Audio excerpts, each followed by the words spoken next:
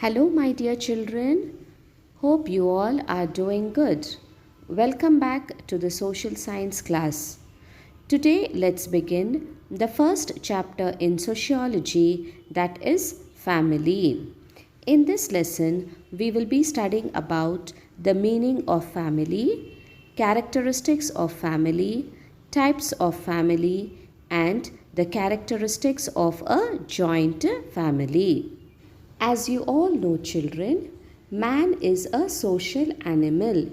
He cannot live alone. He has to live in groups. Therefore, he has formed many social institutions in order to fulfill his basic needs. Among these institutions, family is the most important one, though family is a small institution. It is the basic institution of the society. All the activities of the society are conducted in the name of the family. So, the members of the family are the members of the social institutions also. Now, what is the meaning of this word family? Let us see.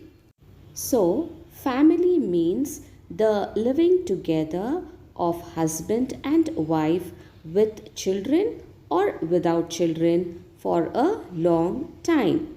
That is, the father, the mother, and the children living together is called as a family. But we all know that along with the parents and the children, in the ancient families, other members also used to live together, like the grandfather, the grandmother, uncle, auntie, cousins, all staying together. Then sometimes, if that particular family, the husband and the wife, they did not have children, they even used to adopt children. The word family is derived from the Latin word famulus, which means to serve. So, by this only we come to know, children, that along with parents, other members also used to stay together. So, the relationship of the family members is determined by kinship. The family includes marriage, kinship, or adoption, and these members live together in the same house. Okay, and they have their own status like husband, wife, father, mother, son, daughter, brother, sister, and they perform their role. So, by this, what do we understand, children? That the family plays a very important role in the society. Apart from nurturing children, it even prepares the children in the process of socialization. That is, children first they are the part of the family, later on they become the members of the society. Therefore, the family directs the social behavior, dressing, rituals, and other issues of not only the children but even the other members in the family.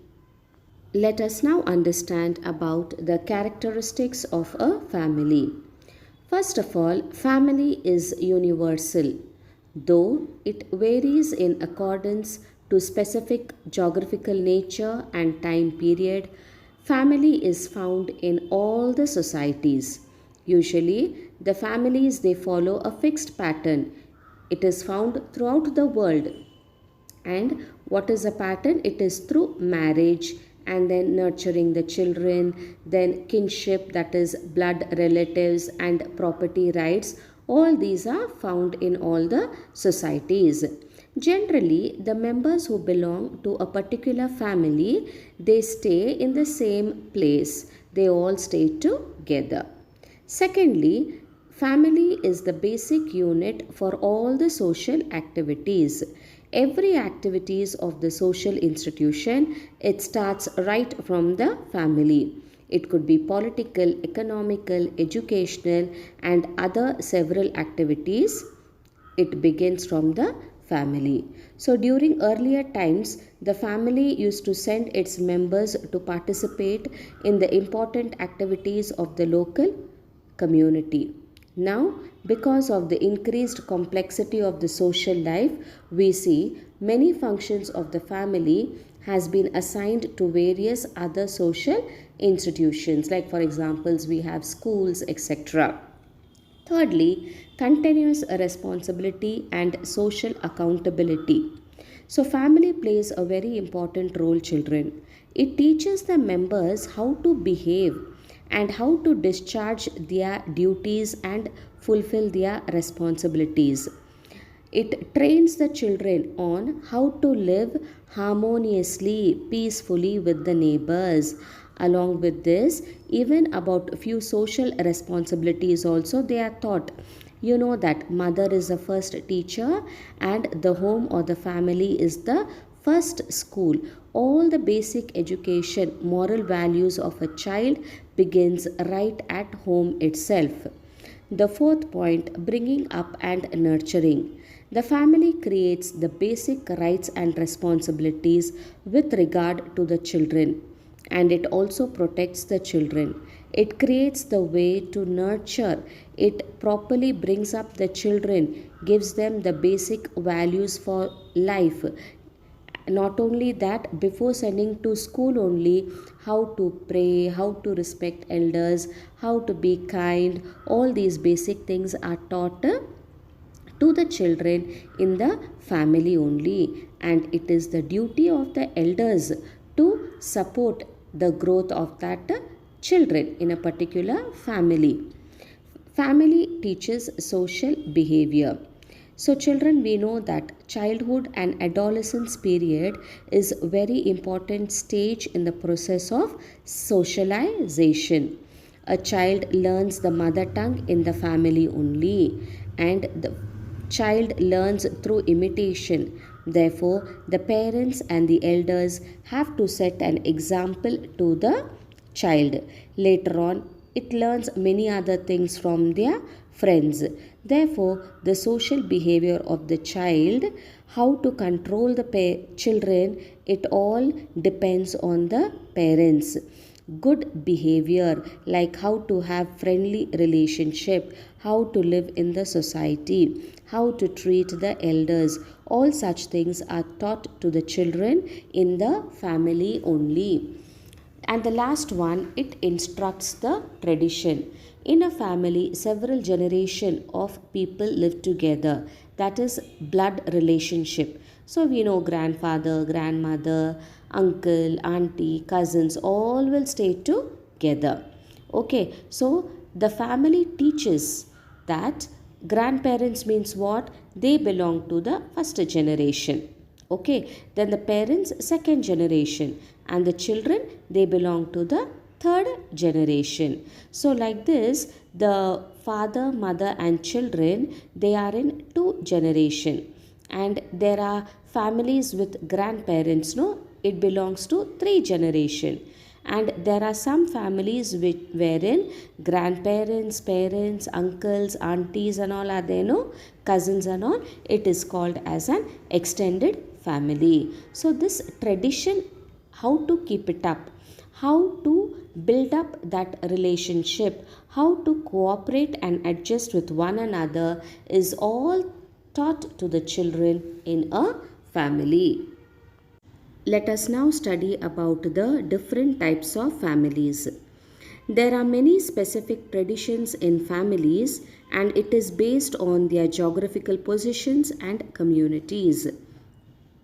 The sociologist and the anthropologist have defined the types of family on the basis of the structure of the family. So, already it is mentioned to you, children. I have explained to you about the different generations. For the children who are born into a family of husband and wife, that family becomes the center of their existence. And a family that has more generations living together is called as a joint family. So there are three types of families with the following nature. That is, first one, family based on kinship, that is what? Blood relatives. Secondly, family based on the residence of the spouse, that is matrilocal residence and patrilocal residence. Thirdly, on the basis of the nature of the authority, family is classified as matriarchal and patriarchal families. On the basis of ancestry or descent, family is classified as matrilineal and patrilineal family. So, let us only concentrate on the family on the nature of authority, that is matriarchal, patriarchal, modern nuclear family, and about joint family. First, a matriarchal family. So, in such a family, the right of the property and successorship belongs to the women. So, the property passes on from the mother to the daughter. The woman plays an important role here. Matriarchy is practiced among some communities in the coastal areas of Karnataka. Such kind of family is even found among the Nayars of Kerala and even in some tribes of northeast India. So, matriarchy means mother centered family system. All the property rights belong to the woman and the hereditary rights pass on to daughter from the mother. The second one is the patriarchal family. In such a family, father is the head. The property and other rights are centered around the men. So, in patriarchal family, the married women live in the residence of their husband. In this system, the eldest son has an important role in the religious ceremony. Not only that, we see that it is wherein the men are given more rights. Such families were present in the ancient societies of Greece, Rome, India, and China. Now also they are present. The third kind is the modern nuclear family. A family that consists of father, mother, and their unmarried children as members is called as a nuclear family. Children, we are seeing that today in the modern society, the nuclear families are increasing, and there are many reasons for that. Some of them are, in a nuclear family, lot of importance is given on the individual or the individuality. Focus is on the individual achievement. Lot of stress is laid on the concept of individual happiness. There is change in the value system with regard to the rights of the property, progress in the areas of science and technology, and we see rapid urbanization is also taking place. Democratic values and the concept of equality, all these things only have contributed to the rise of the nuclear families. And some of the features of the nuclear families are: it is small in size, simple social control, more freedom to the members, it favors modern technology, and it stresses on complexity. The last kind of family is the joint family. It normally consists of grandfather, grandmother, their children, and their grandchildren, and great grandchildren, and in some situation, the members belong to extended two generations. They all share food prepared in the same kitchen. The whole family has the same kind of religious ceremony. It generally consists a group of blood relatives. Now let us study about some of the characteristics of a joint family. First of all, large in size. So the members are more in the joint family as two or more generations live under the same roof. Secondly, coordination and cooperation. So the members in a joint family cooperate in all the activities of day to day life. Though the eldest member supervises the family as a head, he takes the decisions by discussing with the other members of the family. And we see that all the members participate in the ceremonies and activities. Division of work is based on the age, gender, and the difficulty level of the work. Next, residence and kitchen. Members of the joint family normally they live together under the same roof. Though the members may reside separately for reasons like work and profession and education, still they continue to associate with the main family in various religious rituals, festivals, and practices. The members eat the food prepared in the same kitchen. Fourth, religion. Members of the joint family believe in the same religion and practice. Their worship and religious belief are common in nature. Fifth, joint family is a self sufficient unit. It satisfies all the needs of the family members. Sixth, structure of authority. The senior members of the joint family are entrusted with the authority and responsibility.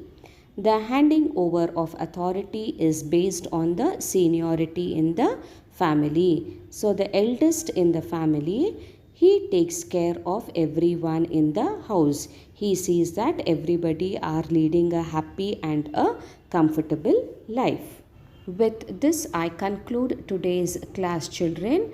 Today, we began this new chapter in sociology, family. Hope you have understood. Thank you. Take care and God bless.